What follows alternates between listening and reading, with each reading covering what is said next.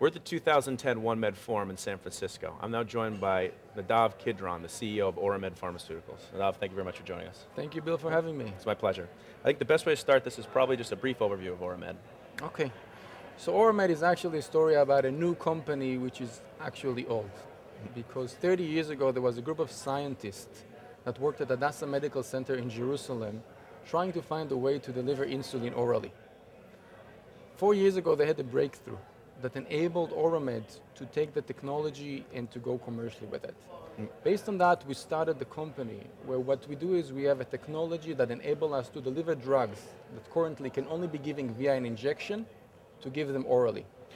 Okay, let's talk about this drug delivery platform. How specifically does it work? How are you able to take drugs that would typically use an IV and deliver them in an oral formulation? Okay, so it's a good question, because if I'll take the classic example, which is the holy grail in the industry of diabetes, insulin, which is our flagship drug product.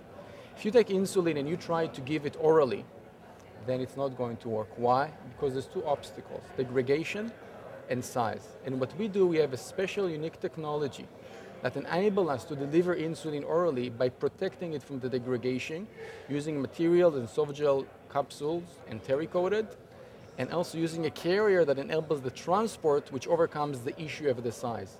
So by using our technology, we're able to deliver insulin or other peptides orally, which was not able to be done till today. Okay, well, let's touch on some of those other peptides that you're working on other than the insulin. Okay, so besides insulin, we work on a very exciting product, which is the GLP-1 analog, which is a drug that's given today to diabetics. What it does is it allows losing weight and also to create a glucose decrease in the patients that take it. So that's a setting product which we're already now in clinical trials. With our first product, going back to the insulin, we're already now in a phase 2 on a non-FDA track and about to start a phase 2 in a few months, but we'll touch more about it. Okay.